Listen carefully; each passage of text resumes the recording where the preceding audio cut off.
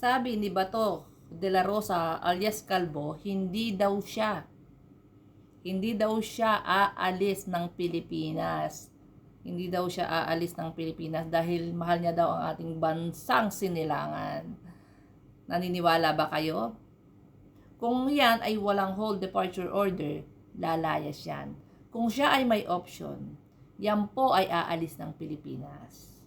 Sa Senado nga sabi niya, di ba? Sa Senado nga, sino yung mga DDS na nagprotekta sa kanya na hindi siya hindi siya aalis ng Senado. So ngayong tumakas siya, wala daw silang magagawa. He is free to go. Tapos maniniwala kayo kay Bato de la Rosa na sinasabi niya hindi siya aalis ng Pilipinas? Doon ang dami niyang kaalyado rin. Sino ba yung mga hindi pa natin nahuhuli ngayon? Shout out sa'yo. John Wick Remulla, kapal mo na mukha mo, kayo ni Martires. PNP Martires, dapat mag-ingay tayo dito sa DILG at saka dito sa PNP Martires na ito. Simula last year na naupo po sila, wala nang accomplishment. Zero accomplishment po ang PNP, zero accomplishment ang DILG. As in wala. Yung mga ginawa ni General Torre before sa PNP, pinagpapatuloy lang ni Martires. Pero as in wala. Wala po silang accomplishment. Sino ngayon ang mga pugante natin? Matibag, Atong Ang, Harry Roque, Saldico, nadagdagan pa ng Bato de la Rosa, na nandyan na, kaharap na po ni John Wick Remulla. Nakikipagtawanan pa siya sa mga senators. Kaharap mo na si Bato de la Rosa. Hindi mo pa dinakip. O ngayon tinakasan ka pa, gunggong ka, ang kapal na mukha mo, ba di ka pa mag-resign? Sobra. Wala pong accomplishment ang natin, DILG ngayon. Puro pa pogi, puro pa interview. At ang kapal pa ng mukha para batikusin si Trillanes na mayabang daw, 3 beses daw natalo. Eto po si Trillanes, actually nung nung nagkaroon ng kudeta yan si Trillanes, galit ako dyan. Pero dahil po sa sunod-sunod po yung mga talagang hinahabol niya mga korap na tao, ay nabibili po ako talaga. At pag nagsalita si Trillanes, confirm po, verified. Totoo yung sinabi na nung panahon ni Pinoy, siniraan ni Digong, sila Trillanes, si Pinoy na ibinenta daw yung di ba, yung West Philippines. Bandang huli pala, siya pala yung nakipagkasundo.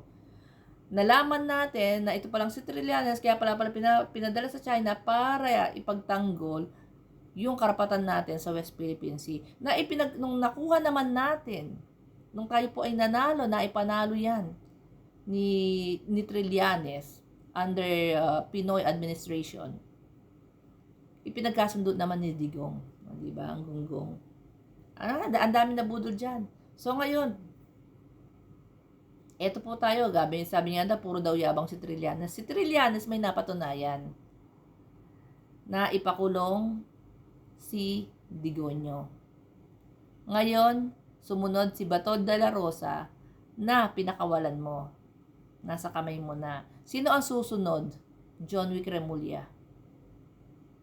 PNP Martires. Sino ang susunod? Si Bongo. Pakakawalan nyo rin. Ang galing nyo. Pag ito nakalabas ng ibang bansa, itong si Bato, mag-resign ka na, parang awa mo na. Sa sobrang kakapalan ng mukha mo, ayaw mo pang mag-resign. Mag-resign ka na. Pinyo ngayon, dapat may paghahanda na sila, matagal na silang naghanda, nag-prepare, may pa 10,000 PNP police ka pa nalalaman.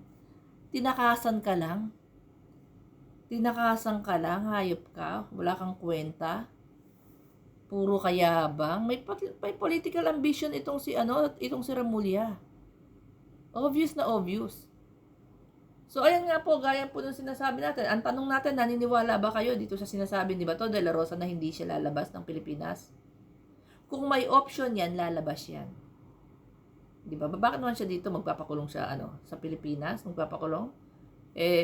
Doon sa ibang bansa, pwede siya kumuha ng asylum kagaya nila Saldico at ni Harry Roque. Si Bantag, di ko alam. Si Atong Ang, di ko alam kung nasaan.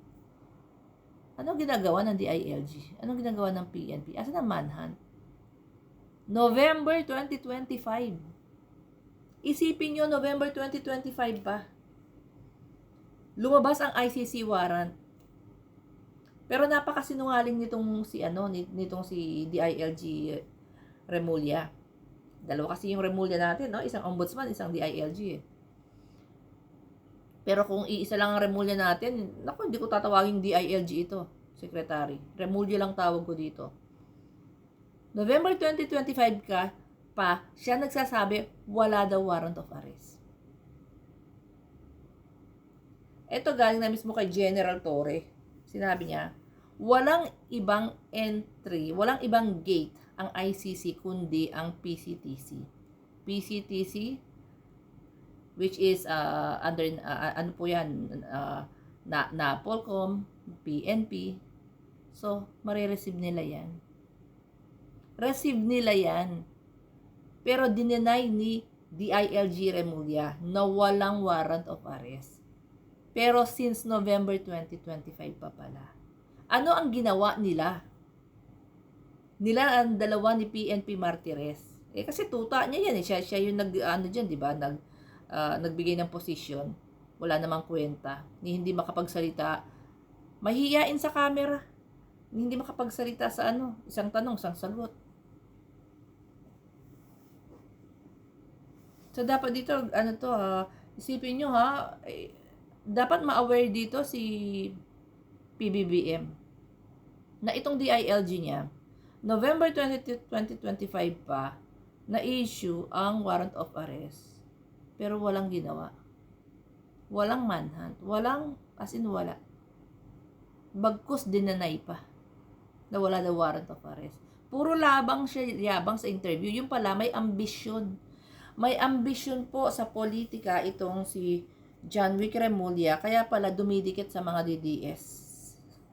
Kaya pala dumidikit sa mga DDS senators. Meron palang political ambition. So, alam na natin, bumaba ka na. Bumaba ka na. Kapal na mukha mo. Kung nakakawalang ka ng gana, nakakahiya ka. Isip mo nakikipagtawanan. Okay na magpagtawanan ka. Pero tinakasan ka eh.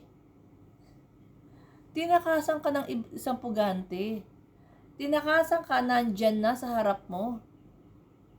I will protect Senator Bato. Yung pala, poprotektahan niya doon sa mga manghuhuli sa kanya. Baka yung I protect Senator Bato de la Rosa, baka yun is message niya sa mga DDS bossing niya. Baka doon sa mga DDS na mga senators na gusto niya kasing humingi ng suporta sa pagtakbo niya sa 2028. Di ba nagpapasurvey na yan? Nagpapasurvey na yan si John Wick Remulla. Nagsasurvey na yan kung tatakbo ba siyang senator, iboboto niyo ba siya? Di ba? Di ba maraming ganyan sa Facebook? Mga nagpapasurvey na, walang may gusto. Alam naman natin na walang may gusto sa mga Remulla. Pero for now, 50-50 ako sa ombudsman. Pero gusto ko yung mga action niya, kaya lang medyo natagal lang. Pag after na kay Revilla, ang tagal na. Wala pang na sumusunod na mga nakakasuhan. So, ayan po ang ating pulso. Kung ano man po ang inyong opinion. Naniniwala ba kayo kay Bato de la Rosa na hindi daw siya aalis ng Pilipinas? Kung may option, syempre aalis. Kung wala, no choice. Parang sa Senado lang naman yan. Nagkaroon ng option, nagkaroon ng gate. Gate to escape. So, S ka po, si Kalbo.